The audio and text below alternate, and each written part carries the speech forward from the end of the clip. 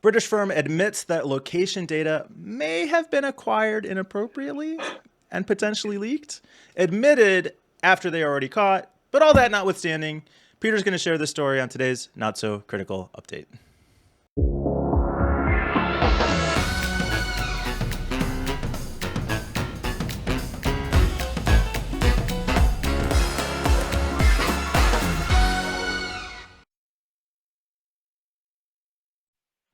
This is the firm Huck, who have been breached. It's our weekly data breach story that we're legally bound to, legally obliged to cover. This time, it's a company that's collected data about people's locations and who are known to sell it to a lot of different people. It's amazing how many people buy data from them, and yeah, they've been hacked. And, all their data's gone out to everyone else. Standard story. This is actually, because we're looking at the story on the BBC, this is probably stage 3 or 4 of the 7 stages of breach, because they initially, of course, denied it. I think, actually, first of all, sorry, denial. They were like the internal denial of they wouldn't even admit that they wouldn't respond, and then they said that there was nothing, and then they said maybe there was something, and now they actually, yeah, there was a big data breach. Now, So from reading the story, I guess I'm still a little confused. Was it actually a data breach that they lost data, or was the issue that they got caught collecting data inappropriately? I well, they are a data collection company, and So they the sold breach it was on that to they other got people. the data or sold data acquired illegally. Both. Yeah. As far as Okay. I know, hang on. They got breached, and this data has been exposed, and they got caught out doing it, which they said they wouldn't. But they sold it to so many different people, Right. and they were like, "Oh, it's in our privacy policy," but it's not. It Well, wasn't. so that's what stood out to me about this story is that this headline was local data collection firm admits privacy breach. But I kept thinking like, well, why? Like, you don't just admit that out of the blue. You admit that if you have been caught or accused of doing it. And it turns out, as they mentioned in the article, this actually stems from our friends at Vice, who have been bringing ShotSpotter to our attention over the past several months. That they were the ones who discovered that Huck was collecting information in ways that was inappropriate outside of their terms of service without notification. The Huck notice I thought was really interesting. They said the firm said they were aware of 2 technical breaches of data privacy requirements, but added that both partners were asked to rectify their code and republish their apps. So, problem solved. Do you know? I thought the Huck spokesperson says those responsible have been sacked. Mind you, moose bites can be pretty nasty.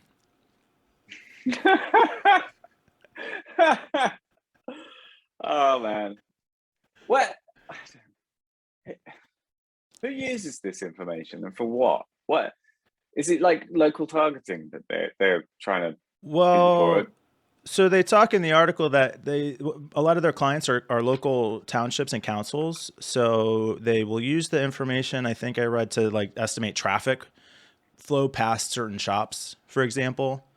I don't. It said that in the article here somewhere. I was trying to find it on the fly, but didn't. That So seems a bit. That seems a bit fluffy. I mean, it's all ultimately. I think it's all about ads. Personally, I think that's. It's. I had a conversation with a guy today from a company which blocks tracking and ads, and they sent me a newsletter. Which, because I like this company, I had subscribed to their newsletter. I noticed that when I clicked an ad on their, not an ad, a link, it went through a tracking link. So instead of going directly to the blog post that I wanted to read, it went via tracking.html question mark blah blah blah whatever. And I contacted them and I said, "Hey, you should remove that tracking since you're an anti-tracking company." And the response I got initially was, oh, but we need that for marketing statistics, which upset me because they know I've clicked the link, right?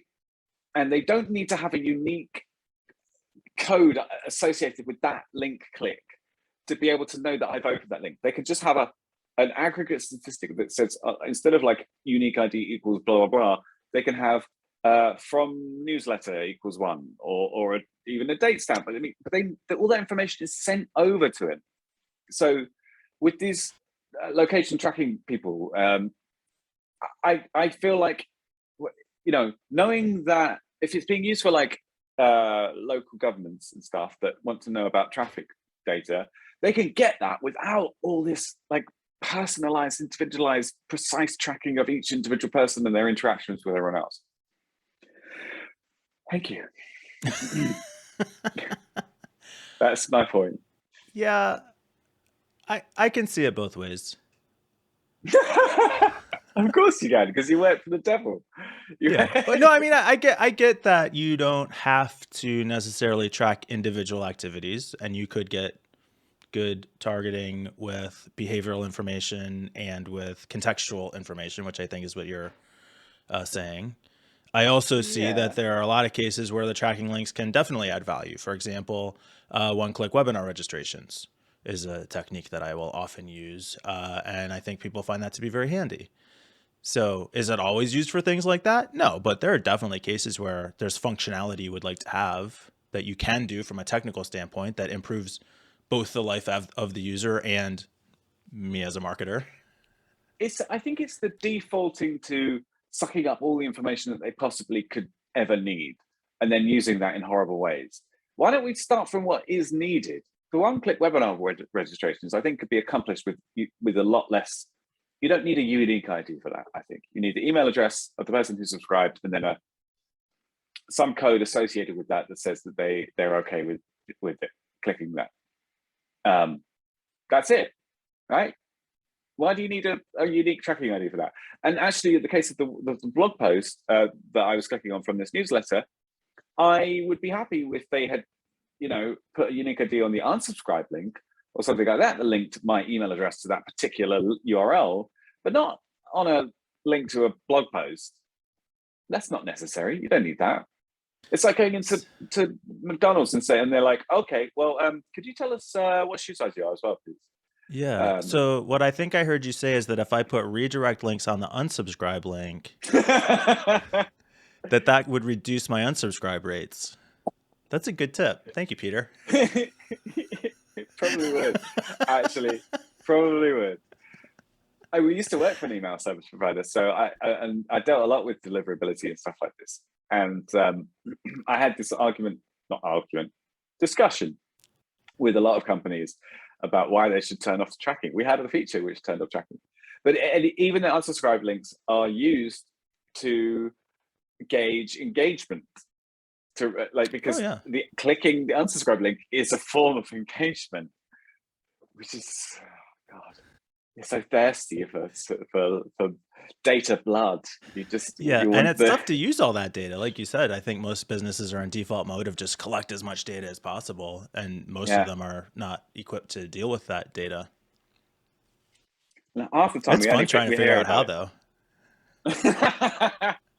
Yeah, well, I'll be honest. I love playing with the data that we've got as well at work. As a DNS company, we get to see a lot of what domains are being looked up, and it's interesting to look at it from an aggregate point of view. I don't have any ethical quandaries because this is a commercial service and it's being used to protect people. So, and genuinely, we're not doing anything like selling it. So, we have agreed to sign up to this thing called the European Resolver Policy, which is all about ethical handling of proper handling of PII and stuff like that. So, just as a disclaimer there, because I don't want anybody to think that behind the scenes I'm just going back to my day job and like looking up wholesaling PII across the globe. Yeah. But I do love playing with these big data sets. It's fun trying to extract useful information from it. It's really cool. Totally, I totally agree. Unexpected results as well that you find from But fun, yeah. We tell people about this, and I don't, you know, we don't sell it on, and that's what these guys are doing, bastards. Well, here's the thing, right? Okay, if I took your date, okay, sorry, no, not yet. If I made a hyper-targeted database of all the people I've met, including you, and everything I know about you that you've told me in personal conversations, and then I sold it to someone, would that be okay with you? But that's not what's happening. In my case, I'm not selling that data to anyone. I'm using it to improve and expand that relationship that I have with those people. Right, but I'm saying if I did it, would that be okay with you? To me, to say like, hey, we had this Yeah. conversation. Maybe you'd be interested in a recommendation for this thing that I saw. Yeah, I'd totally be okay with that. Well, no, I wouldn't actually care what people did with that data. I'd just sell it to them. But that's what I'm saying. In my case, as a marketer, I'm not selling that information to anyone. I'm using what I collect to develop my relationships. But you're saying, oh, well, I'm a good guy, so everybody else is? I don't think that tracks. No, I'm Tracks. saying, so I'm saying, like, if your problem is with buying and selling personal information wholesale, like, yeah, okay, we could talk about if that's out of hand or not. If you're talking about tracking behavior through email clicks, I've got no problem with that. All I'm saying is, did you open my email that I sent you? And for me to know whether you did or didn't, to me, is not an invasion of your privacy. It's not just the open though. That's what I'm saying. I'm okay with that you know that my email address opened it, but like this individual, I don't know.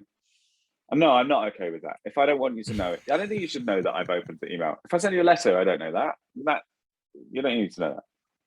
But if you come to my door afterwards as a result of the letter, then I do know that, and I don't need this tracking. That's my point, I think. Okay. But I'm talking about the location data people and the other data vampires. They're the people that sell on this stuff, which I think is, sketchy. You mentioned the examples of local governments, which that seems all right, but I seriously doubt that's the only people that they're selling it to. It's I don't know. I've said this before. It's all out there. I have a hard time getting worked up over one more company that's a drop in the bucket. Yeah, that's fair. That's fair. If I could, but I don't know, even if I could end it all, would I end it all at the flip of the switch? I don't know if I would. I feel like I get a lot of benefit from the services that use these things.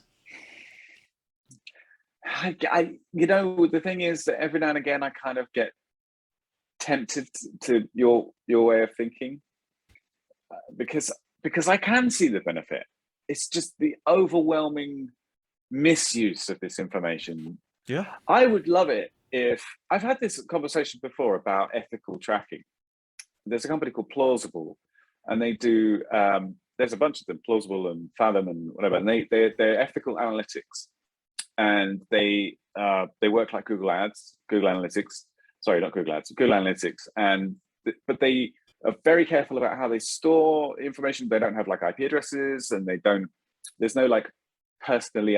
They try very hard not to personally identify it with you, but I still want to block them. And the biggest reason is because of the overwhelming number of bad actors in the tracking space. Most people are unethical. And if we ever get to a point where there's, I don't know, either through regulation or just change in the industry, where this is the norm, then I would start unblocking trackers like that. Because if I'm confident that they're not going to misuse my data, then okay, fair enough. I see the value, but I don't like it. And I think there's too many people doing dodgy stuff for me to quite be on your side yet, I'm afraid, Mike. That's fair. I hear you. I don't know if I trust them either. Okay. Well, we're on the same page.